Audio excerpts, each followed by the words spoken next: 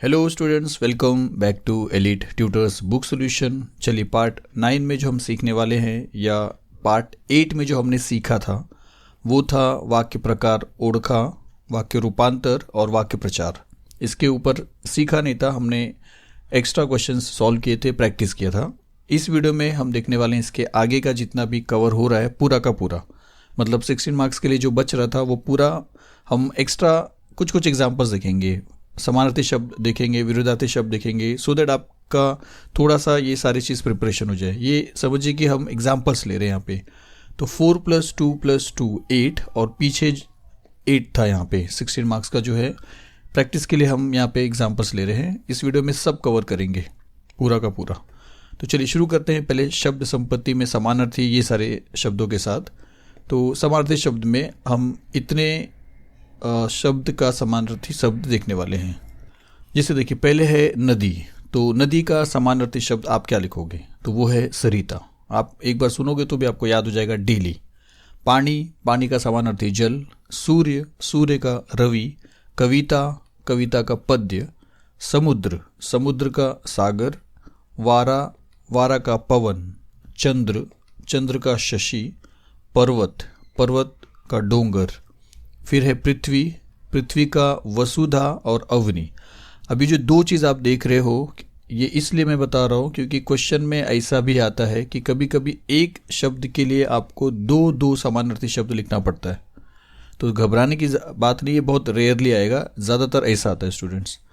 फिर भी आप याद रखिए ऐसा आता है। तो पृथ्वी का वसुधा अवनी, जंगल का रान अरण्य, तीर का काठ और बाण। अगर ऐसा बॉक्स में लिखोगे तो भी चलेगा और अगर इस तरह लिखते हो तो भी चलेगा।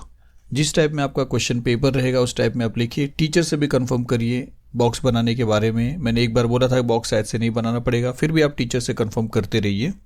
यहाँ पे हम सॉल्यूशन पे ज़्यादा ध्यान दे रहे हैं। झाड़ का समानार्थी शब्द वृक्ष, पक्षी का पाखरू, आयुष्य का जीवन और मन लास्ट चित्त। तो आप सिर्फ एक बार देखिए, आपका थोड़ा सा समानार्थी शब्द प्रिपेयर हो जाएगा। चलिए इसके बाद हम चलते हैं विरुद्धार्थी शब्द देखते हैं। तो इतने शब्दों का विरुद्धार्थी शब्द हम यहाँ पे देखने वाले हैं। अपोजिट, और अपोजिट रहेगा तो आपको इस तरह क्रॉस का साइन लिखना पड़ेगा। इसके पहले समानार्थी में आपने इक्वल का साइन लिखा था, तो ये चीज़ भी याद रखिए। तो चलिए पहला है आरंभ, उसका रहेगा शेवट। आनंदी, दुखी। मंजूर, कर्कश। नवीन, जुने। उपकार, अपकार। दाट, विरड़। गोड, कड़ू। फायदा, तोटा। प्राचीन, अर्वाचीन। याद रखिए सब।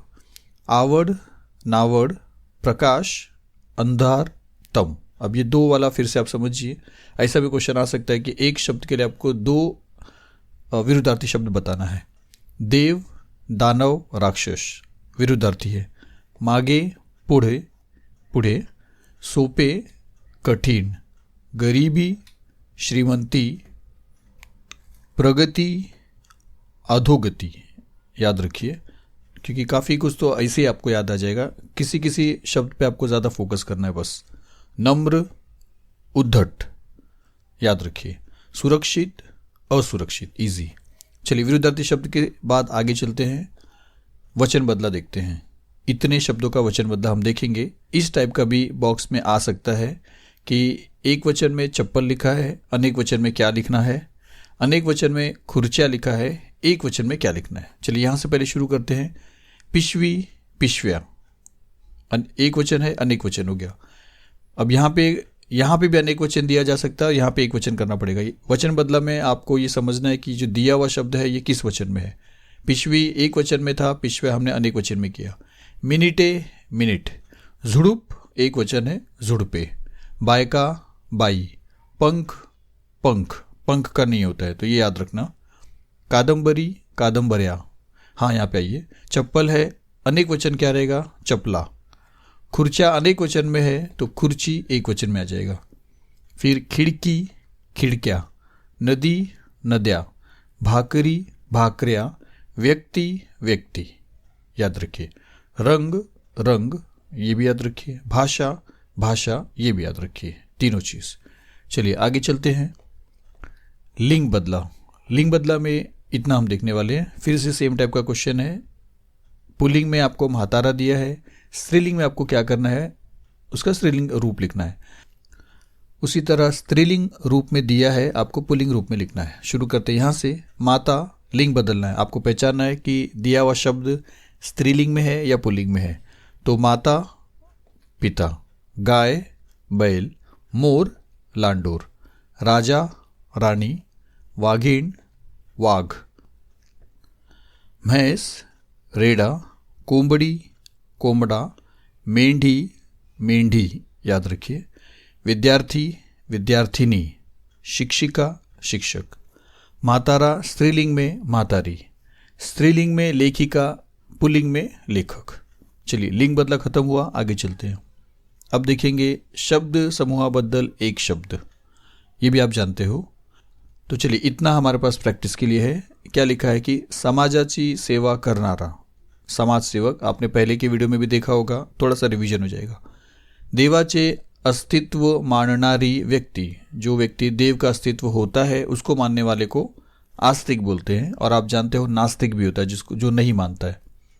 कविता करणारी स्त्री, कवयित्री।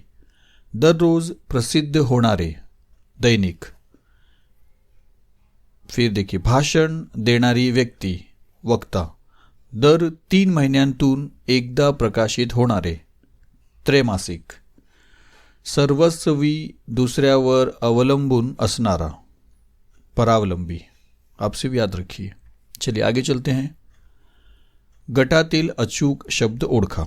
अब ये क्या है, हमने इतना कंप्लीट कर लिया स्टूडेंट्स।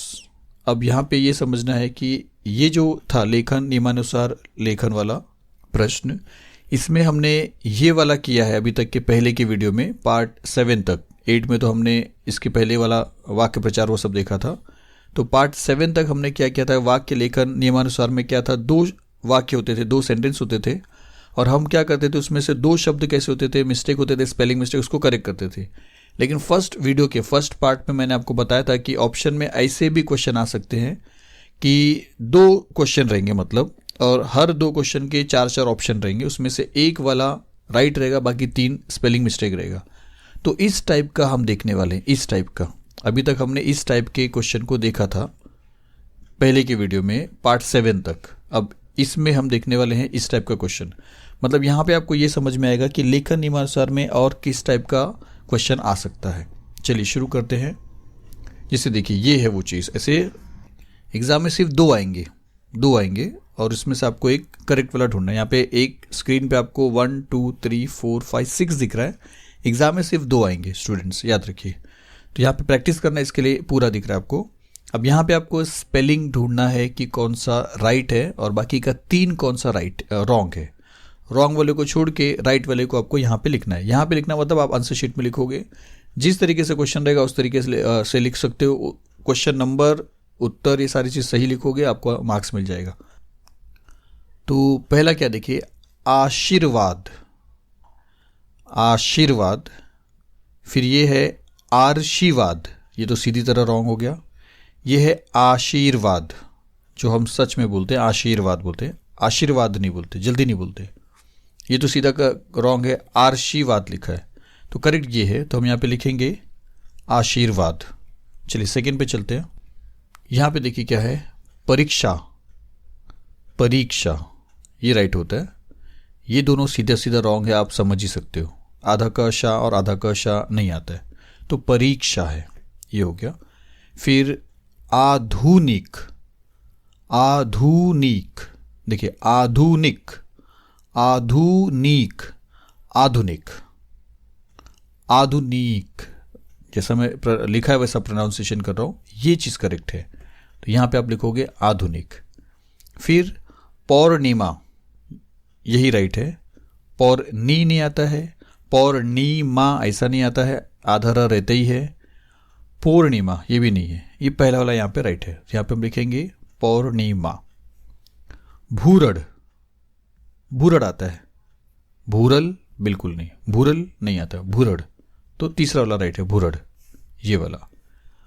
गारहरणी, गरहारणी, अभी अगर आपने लेसन पढ़ा होगा तो आपको तो तुरंत ही समझ में आ जाएगा, गारहाणी। आगे चलते हैं। अब मैं आपको लिख दे रहा हूँ डायरेक्टली, आप समझते चलिए।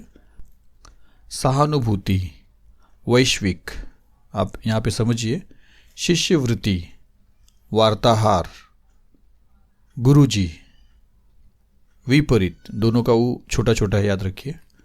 आगे देखते हैं अंतःकरण, पहला वाला राइट है। सांस्कृतिक, तीर्थ रूप, पारंपरिक, विज्ञान, भूगोल। फिर यहाँ पे चलते हैं संस्कृति, मुहूर्त, मैत्रिणी, दृष्टिकोण, वैशिष्ट्य, व्यक्तिमत्व। चलिए अब ये खत्म होता है, इसके आगे चलते हैं। चलिए ये है पुढील वाक्य लेखन नियमानुसार लिहा। ये वही चीज़ें जो हम ऑलरेडी पार्ट 7 तक करते थे। सेंटेंस दिया रहेगा, उसमें 2 वर्ड का स्पेलिंग रॉन्ग रहेगा, आपको वो सही करना है। चलिए 2-2 करके देखेंगे। माझा जन्म एका गरीब कुटुंबात झाला, ये 2 चीज़ में मिस्टेक है, आप इस तरह उसको सही करोगे। गरीब कुटुंबात, बिंदु इसके ऊपर आएगा, कुटुंबात हो जाएगा, ये गरीब हो जाएगा, गरीब, और अंडरलाइन कर दोगे। फिर हीर व्यागर्द, हीर व्यागर्द, हीर आएगा, झाडांनी काड़ी कुट्ट, काड़ी कुट्ट है, काड़ी आएगा, बड़ी आ जाएगा, और कुट्ट आएगा, ये कूट है, कुट्ट आ जाएगा। तो यहाँ पे आप इस तरह करोगे, हिरव्या गर्द काड़ी कुट्ट, और अंडरलाइन कर दोगे। चलिए इसके आगे देखेंगे। तिला, तिला, खबरदारी घेणे आवश्यकच, आवश्यक, तो तिला और आवश्यकच। मला शिक्षकांनी भरपूर शिदोरी दिली, तो भरपूर का और शिदोरी का, शिदोरी, तो आप समझेंगे, सुनते रहेंगे तो आपको समझ में आ जाएगा। चलिए आगे के 2 देखते हैं। उत्तम नागरिक, सीधा यहाँ पे रॉन्ग है, और हाँ नागरिक भी रॉन्ग है, तो उत्तम और पहले का ई मात्रा आ जाएगा।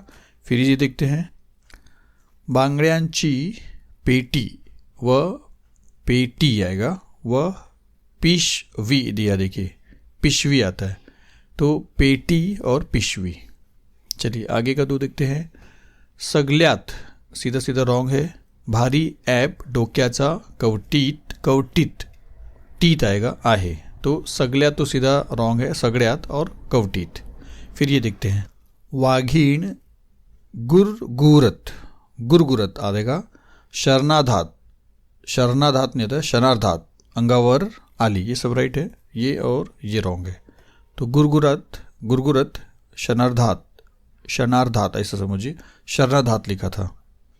चलिए इसके आगे और 2 देखते हैं, और डायरेक्टली मैं आपको बता रहा हूँ यहाँ पे क्या लिखा है। अशा परिस्थितीत माझी शाळा सुरू झाली, तो परिस्थितीत सुरू। फिर मी तुरंत रॉन्ग है, मी और शाली, मी सगळ्या शाली गरीब, शाली आएगा, गरीब, ये सब राइट है। तो चलिए अब हमने देख लिया ये चीज़, लेखन नियमानुसार लेखन, और ये दोनों टाइप हमने कवर कर लिया है। स्टार्टिंग के 1 पार्ट से 7 पार्ट तक हमने ये किया था पूरा, और आज हमने इस पार्ट में अचूक शब्द ओळखा, 2 शब्द आपको पहचानना रहता है, 4 ऑप्शन हर एक शब्द का दिया रहता है, तो ये टाइप हमने किया। उसी तरह अब यहाँ पे भी हम वही करने वाले हैं, विराम चिन्ह, जहाँ पे योग्य विराम चिन्ह वापरा। तो अभी तक हमने पिछले 1 पार्ट से 7 पार्ट तक ये देखा था कि योग्य विराम चिन्ह वापरा। इस वीडियो में हम देखने वाले हैं विराम चिन्ह ओळखा, पहचानना भी एक क्वेश्चन आ सकता है। मैंने फर्स्ट पार्ट में ये सारी चीज़ आपको बताया था। तो चलिए ये चीज़ शुरू करेंगे। ये क्या कैसा क्वेश्चन रहेगा ये आप देखोगे अभी, और उससे पहले देखिए आपको ये याद रखना है, और सबसे इम्पोर्टेंट चीज़ ये याद रखना है, ये किसको क्या बोलते हैं, ये आपको यहाँ पे थोड़ी देर के लिए रुक के पॉज करके समझना है, पढ़ लेना है। और सबसे इम्पोर्टेंट चीज़ है, आपको इन सभी के स्पेलिंग का प्रैक्टिस करना पड़ेगा। अदरवाइज अगर ये क्वेश्चन आएगा तो आप जानोगे किसको क्या बोलते हैं, पर लिखने टाइम आपका स्पेलिंग मिस्टेक हो जाएगा, आपका मार्क्स जा सकता है। तो वीडियो को पॉज करके ये आप लिख लीजिए एक बार पेपर में, और उसको चाहिए तो प्रैक्टिस कर लीजिए, फिर आगे चले या तो देख लीजिए, लेकिन लास्ट में आपको ये चीज़ ज़रूर करना पड़ेगा। तो चलिए चलते हैं आगे, किसको क्या बोलते हैं ये आपको आगे चल के समझ में आएगा, या मैं नहीं बताता हूँ, आप खुद ही समझ लीजिए, पढ़ लीजिए, उसके बाद डायरेक्टली हम सॉल्व करते हैं। वीडियो को पॉज करके आप पढ़ सकते हैं, उसके बाद आगे चलते हैं। चलिए फिर अब आगे चलते हैं अगर आपने किया है तो। चलिए, ये क्या है, ये क्या है, ये क्या है और ये क्या है, इस तरीके का क्वेश्चन आएगा और आपको पहचानना है। तो पहला वाला आप जानते हो प्रश्न चिन्ह, दूसरा आप जानते हो पूर्ण विराम, बॉक्स यहाँ पे आएगा। अगर बॉक्स के टाइप में रहेगा तो बॉक्स में बना देना स्टूडेंट्स। ये उद्गार चिन्ह, ये है स्वल्प विराम। चलिए, बॉक्स बन गया। ठीक है, चलिए इसके आगे देखते हैं। अवतरण चिन्ह किसको बोलते हैं, उद्गार चिन्ह किसको बोलते हैं, स्वल्प विराम किसको बोलते हैं, प्रश्न चिन्ह किसको बोलते हैं। मतलब ऐसा भी आ सकता है कि पुढील नावांची विराम चिन्ह लिहा, नाम लिखा है, नाम लिखा है, विराम चिन्ह आपको बताना है। तो इसका आ जाएगा अवतरण चिन्ह। दुहेरी, एक एकेरी ऐसा दो होता है, नहीं बोला है तो आप ये दुहेरी भी लिख सकते हो। सेकेंड है उद्गार चिन्ह, आप जानते हो। स्वल्प विराम, कॉमा, प्रश्न चिन्ह आप जानते हो। चलिए इसके आगे और देखते हैं। इस टाइप का भी क्वेश्चन आ गया तो कोई बात नहीं, कैसा भी घुमा के पूछने दो। अगर आपको चिन्ह पता है और उसका नाम पता है तो आपको कोई प्रॉब्लम नहीं आएगा। प्रश्न चिन्ह, यहाँ से इसका पेयरिंग आ जाएगा, इधर आ जाएगा। संयोग चिन्ह, ये आप याद रखना, छोटा वाला यहाँ पे आ जाएगा। अपसारण चिन्ह, बड़ा वाला यहाँ पे आ जाएगा। अर्धविराम, ये वाला यहाँ पे आ जाएगा। अपूर्ण विराम, अपूर्ण विराम ये बच रहा है, ये हो जाएगा। तो आप सब याद रख लोगे, आपके लिए कुछ भी नहीं है। जिस फॉर्मेट में क्वेश्चन पूछेगा टीचर से कंफर्म करना कि उसी फॉर्मेट में हमको आंसर लिखना है। मेरा मतलब ये टेबल बना के या नहीं बना के। चलिए आगे चलते हैं। चलिए यहाँ पे पुढील वाक्यांतील विराम चिन्ह ओळखा, आपको पहचानना है इसको क्या बोलते हैं। जैसे एक दिया है यहाँ पे, बाकी का आपको पहचानना है इसको क्या बोलते हैं और इसको क्या बोलते हैं। तो आप जानते हैं इसको बोलते हैं स्वल्प विराम और इसको बोलेंगे प्रश्न चिन्ह। अब यहाँ पे आपको दो चीज़ दिख रहा है, एक तो ये डबल कोट और एक क्वेश्चन मार्क। तो डबल को लिखेंगे दुहेरी अवतरण चिन्ह और प्रश्न को लिखेंगे प्रश्न चिन्ह। यहाँ पे भी आपको दो दिख रहा है, एक छोटा वाला ये और एक फुल स्टॉप। छोटे वाले को आप जानते हो संयोग चिन्ह, फुल स्टॉप आप लिखोगे पूर्ण विराम। फिर आगे देखिए, यहाँ पे दो है प्रश्न चिन्ह और ये प्रश्न चिन्ह लिखा, उद्गार चिन्ह लिखा। यहाँ पे दो है, ये वाला, एक वाला और ये फुल स्टॉप। तो एकेरी अवतरण चिन्ह और फुल स्टॉप पूर्ण विराम। तो चलिए हमने ये किया। अब हम वो करेंगे जो यही क्वेश्चन में हमने पार्ट 1 से लेकर पार्ट 7 में किया था, कुछ एग्जाम्पल्स आपके सामने। तो वही है, पुढील प्रत्येक वाक्यात योग्य विराम चिन्ह देऊन वाक्य पुन्हा लिहा। तो ये है, वाघ, बिबडा, रानकुत्री अशा पिल्लांच्या संभाव्य शत्रूंचा धोका होता। अब यहाँ पे कुछ भी नहीं है, आपको इस तरह लिखना है, कॉमा कॉमा और लास्ट में एक फुल स्टॉप, क्योंकि यहाँ पे दो चीज़ों के बारे में बताया। सेकेंड क्वेश्चन है, कल्पनांचा सुंदर आविष्कार कवितेत असतो, हे बरोबर आहे ना। बरोबर आहे ना क्वेश्चन भी है, तो आप ऐसा लिखोगे कॉमा और हे बरोबर आहे ना क्वेश्चन मार्क। थोड़ा सा इसमें डिफिकल्टी होगी, प्रैक्टिस करिए, देखते रहिए वीडियो, हर दिन देखिए, आपको समझ में आ जाएगा। थर्ड वाला देखते हैं, पाय वाडक्या काटकीवर पडून कट असा आवाज आला। तो आप ऐसा लिखोगे, पाय वाडक्या काटकीवर पडून कट असा आवाज आला। चलिए आगे देखते हैं, फेन धवल तुषारांमध्ये राहाल कैसे कष्टी, कैसे कष्टी क्वेश्चन मार्क और यहाँ पे कॉमा। भूतकाळ, वर्तमानकाळ व भविष्यकाळ, कॉमा जाएगा, यांची साखळी जोडलेली असते, फुल स्टॉप। तो आप इस तरह लिख दोगे। चलिए आगे चलते हैं और एक दो सेंटेंस और प्रैक्टिस करते हैं, थोड़ा सा अलग टाइप में देखते हैं। जैसे ये देखिए कि एक सेंटेंस दिया है और इसमें आप जितने भी चिन्ह देख रहे हो उनको आपको यहाँ पे लिखना है और आपको उसको नाम बताना है। तो चलिए एक एक करके आप लिखिए। जैसे ये लिखेंगे अगर हम, तो इसका नाम आ जाएगा स्वल्प विराम। फिर ये लिखते हैं डबल कोट्स वाला, तो इसका नाम आएगा दुहेरी अवतरण चिन्ह। फिर अगर ये लिखेंगे तो इसका नाम आएगा उद्गार चिन्ह। और फिर बचता है ये वाला और फुल स्टॉप भी बचता है, तो आप फुल स्टॉप लिख लीजिए। अगर ये नहीं लिख रहे हो या लिखेंगे इसको भी आप लिख लीजिए। 4 दिया है तो आप 4 कोई भी लिख सकते हो। फुल स्टॉप को आपने लिख दिया विराम चिन्ह, पूर्ण विराम। चलिए ऐसे एक क्वेश्चन और देख लेते हैं। यहाँ पे 3 बताना है आपको। कॉमा लिखा समझो, ये हो जाएगा स्वल्प विराम। फिर ये भी है कॉमा, सिंगल वाला आ गया, आपने लिखा एकेरी अवतरण चिन्ह और लास्ट में फुल स्टॉप है, आपने लिख दिया पूर्ण विराम। तो चलिए आगे मिलेंगे और भी वीडियो में। इतने वीडियो को भी अगर आपने देखा है, आपको यकीन हो जाएगा कि आपका 16 मार्क्स काफ़ी हद तक आपके हाथों में है। आगे की वीडियो भी मिलेंगे और भी ग्रामर के जो भी आपके डिमांड है वो भी पूरे होंगे। थोड़ा सा टाइम लगेगा और मिलते रहेगा स्टूडेंट्स। चलिए आगे मिलते हैं फिर से। Thank you very much.